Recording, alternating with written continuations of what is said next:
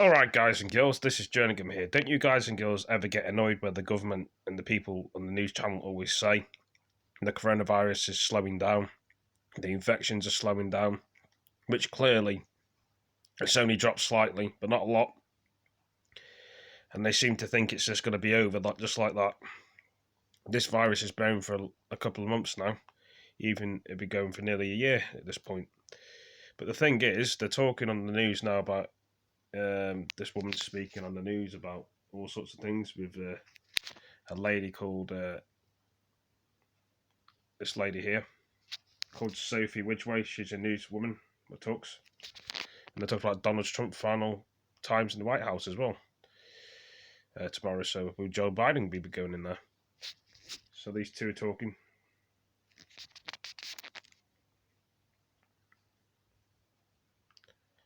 They're on about the NHS is on its worst during the pandemic and recent history. This talking about. But the thing is, they are always talking about that and moving on. Moving on from that, there was a thing in America that there was police breakouts and there was riots. If you guys and girls have ever seen that before, and they were talking about, does it mean Ohio? So we're going to look at Ohio's news as well. Give me 1 second. We're going to unplug this, and we're going to learn about what's happening in America. They're preparing for the worst in Ohio. Police have been ramping up security for days after FBI warnings that there could be violent protests around any or all of the 50 state capitals. We set off to one small Seems to always be kicking off in America. For the Ohio regular militia, which appear to have strong links to the Oath Keepers, considered by many to be one of the most extremist, radical, anti-government groups in America today.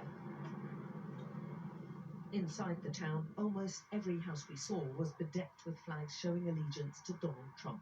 He has rock-solid support here, and we tracked down several members of the militia group directly linked to the storming of the Capitol. The commander of the local militia is this woman, Jessica Watkins, seen on the right with her arm on a fellow militia member, former Marine Donovan Crowell. All live in the same small community. Jessica was spotted several times that day in the crowd, sometimes with the Oath Keepers militia, who described themselves as defenders of the Constitution, but declined to talk to us. In this shot, the camera pans round, and we see Jessica in the human chain about to enter. She posted several times that day herself on the social media platform Parler, talking about forcing entry into the building and making it to the Senate. Her fellow militia member, Donovan Crowell, was also pictured several times, first outside and then inside the rotunda, slightly obscured but identifiable by the same markings on his flat jacket, yellow goggles and green buff.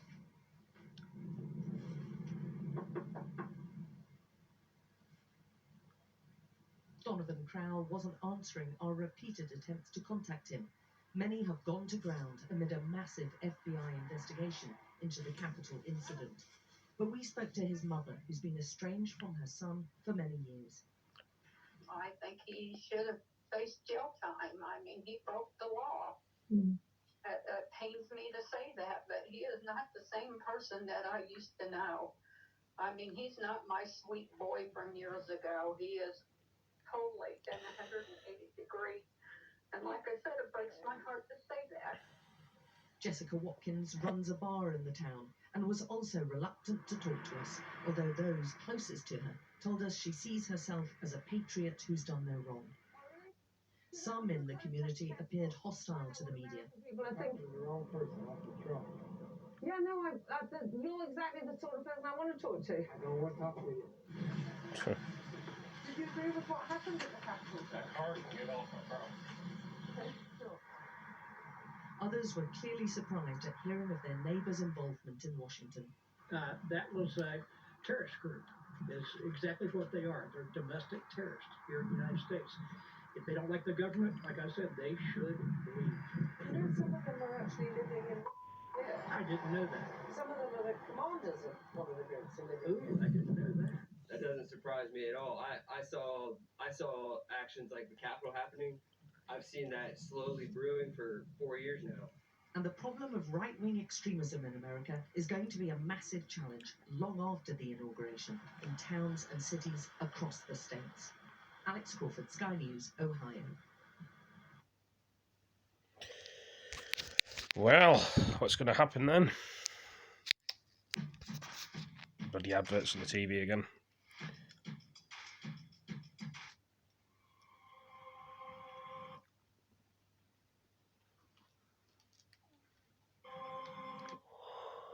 Annoying adverts.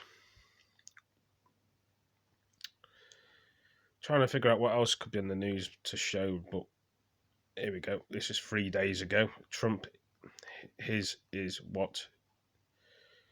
A powerful transformation of power. They call it the People's House, but it feels like a scorched battlefield. It is like civil war in America at the moment with this. And exposed by a siege. Now surrounded by more US troops than are deployed in Iraq and You'd think the game would be called Division. Division White House. Game, if you ever played Division, guys and girls. PS4. Transfer of power looks like. 1 and 2. Whether Division. Democrat Speaker of the House plays the role of Commander-in-Chief. Hope that the fact that she was here will be a deterrent to those who have come to undermine our Constitution. Moments later came this. Donald Trump impeached for the second time. On this vote, the ayes are 232, the nays are 197.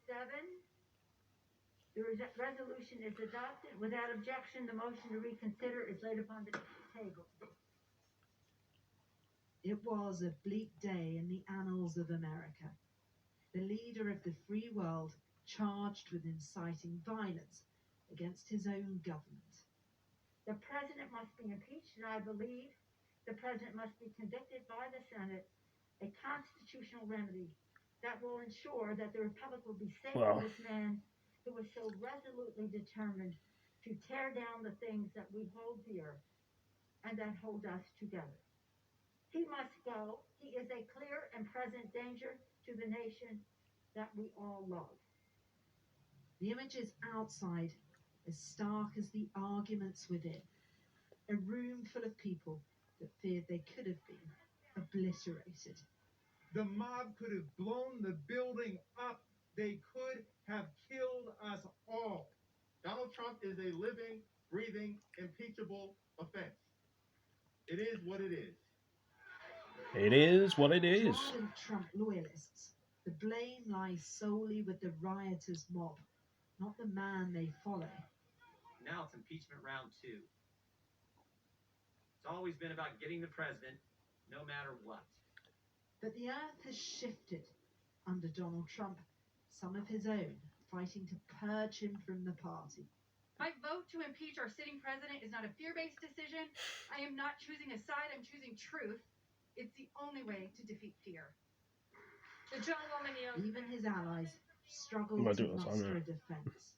The president bears. There's nothing wrong with having a hobby and liking what you want to watch and stuff. We all have hobbies and what we want to watch He on should TV. have immediately denounced the mob when he saw what was unfolding. These facts require immediate action for President Trump. Accept his share of responsibility. Quell the brewing unrest.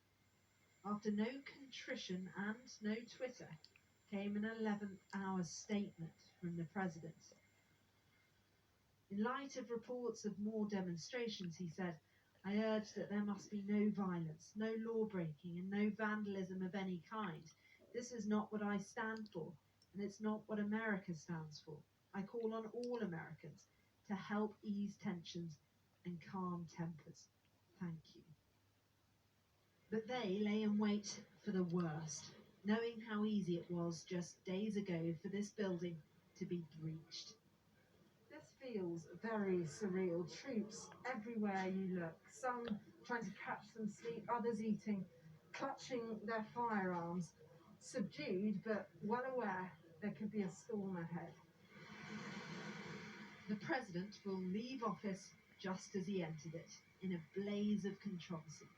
The Democrats want to make sure he can never return. And this time, they may be able to persuade some on the other side. Cordelia Lynch, Sky News, Washington. Well, what can I say? Can I say now? Much of the nation's capital is locked down with a huge security presence, with authorities very concerned about new threats of violence. We get more now from CBS's Chris Van Cleve. Tonight, 2,000 National Guard troops are securing the Capitol, inside the Grand Halls and outside along the perimeter. Some armed and authorized to defend themselves, a striking image reminiscent of the Civil War.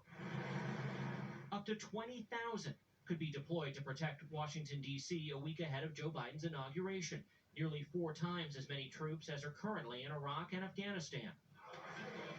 The Defense Department is warning the threat level for violence is very high. Concerned it could come as soon as today. How real do we think the concern is? I do think it's real, but I think oftentimes law enforcement is put in a position that, regardless of if it's unverified, in the wake of the events of last week, they've got to take these threats seriously. CBS News has learned the mounting concern is based on a flood of raw intelligence, including unverified reports extremists may be monitoring police movements and potentially heavily armed groups intent to disrupt D.C. Targets could include bridges leading into the city and trains. Air marshals are being deployed to more flights into D.C., and major airports across the country are increasing security measures like upping police presence. Across town, Washington looks to be bracing for a hurricane, buildings boarding up. Additional security barriers have been added outside of the vice president's residence. Fencing and roadblocks are already in place as security ramps to the maximum ahead of the inauguration. We have asked Americans not to come to the Washington, D.C. event, but instead to participate virtually. And we know that is the right choice and the best way to keep everyone safe. After that message from D.C.'s mayor, Airbnb announced it was canceling reservations Capitol for Hill, it should stays say, yeah. in the D.C. area during the inauguration. Here at the Capitol tonight, it is armed National Guard on patrol. And this isn't the only fence intended to keep people back. If you go another block up the street past the military vehicles here, you'll hit another blockade, another barricade, fence line, more police, more National Guard. Nora? This city is shut down. Chris Van Cleve, thank you. This gets worse and worse, doesn't it, guys and girls? Good morning, Miss Garcia. Good morning, Sunshine. I could kiss you right now. It may be the biggest security presence in Washington since the Civil War. 9-foot-high perimeter fencing, buildings boarded up, streets closed. Tens of thousands of local, state, and federal law enforcement officers. And today, news that an additional 5,000 National Guard troops are coming to D.C., most of them armed.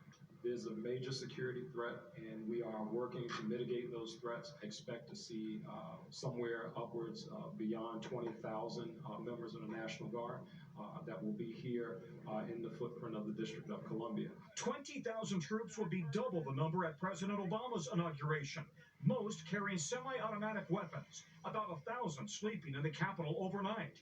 Today, House Speaker Pelosi thanked some of them. The Capitol, our democracy, our Constitution are safe because of your patriotism. Police and the FBI continue to warn of violent right-wing extremist plots. Facebook reports an increase in signals suggesting future attacks. And veteran intelligence experts say foreign countries may also be active online. I wouldn't rule out the influence from nation states, China, Russia, Iran, trying to sow seeds of hate and discontent inside the United States. Analysts say the plots are coming to life in dark web encrypted chat rooms targeting the government and members of Congress. There are now 3 plots that we've been briefed on to attack the Capitol in Washington, D.C., and attack lawmakers and assassinate them potentially. So we are taking those threats extremely seriously. And tonight, new information about last week's attack, which experts say was clearly coordinated. In addition to Officer Brian Sicknick, who was killed, 14 other officers were injured. The FBI has identified at least 200 suspects and is looking for hundreds more. Acting Attorney General Jeff Rosen. To the American public, I ask that if you are aware of any criminal activity or violent acts being planned, please share what you know with law enforcement or the FBI. Among those identified inside the Capitol last week, Olympic gold medal swimmer Cleet Keller, photographed wearing his USA Olympic jacket, arrested today. And this man wearing a Camp Auschwitz t-shirt, 56-year-old Robert Packer, arrested and charged with violent entry to impede Congress. Tom, there have been a lot of questions raised about some visitors to the Capitol the day before the attack. I know some lawmakers want an investigation. What's this all about? Yeah, they were allegedly getting tours despite the pandemic, and these lawmakers say that these people on the tour seem to be gathering intel on the layout of the building, and then allegedly some of them showed up at the attack the next day. Hey, NBC News fans, thanks for checking out our YouTube channel. Well, subscribe by clicking. Can I say, these things do happen, don't they? Fortunately. But anyway, guys and girls, thank you for joining this video. Please give it a like, give it a comment, share it with your friends. I'll see you in the next video. Peace.